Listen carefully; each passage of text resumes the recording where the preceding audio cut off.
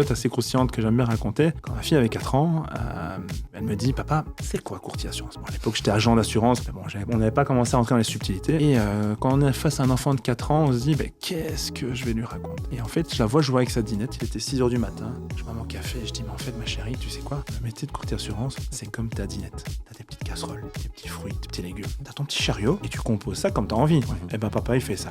Il explique ce qu'il y a dans sa petite dinette. J'explique les différentes possibilités. Et les gens, ils prennent leur chariot et ils mettent dedans. Et puis, elle me dit, en gros, papa, ton métier, c'est super facile. Et je dis, bah ouais, le métier de papa, c'est super facile. Donc, comme je le faisais en expliquant la philosophie dans mes cours à d'autres, en arrivant à déconstruire les choses simplement, en assurance, je fais pareil. Je supporte pas la phrase du client qui dit, faites pour un mieux comme si vous étiez à ma place. Et ben, je peux pas être à la place des gens. Je peux pas décider et de dire aux gens, il faut aller plutôt à gauche, il faut aller plutôt à droite. Ma sensibilité à moi n'est pas la sensibilité des autres. Et donc, forcément, à un moment donné, les gens doivent prendre des décisions. Et je leur dis, voilà, je peux vous donner toutes les options. À la fin, c'est vous qui payez, c'est pas moi. Et la seule chose, c'est que moi, je vous garantis avant d'avoir tout ce qu'il faut. Et après, dans le service après-vente, quand il y aura un sinistre, un problème, je suis là.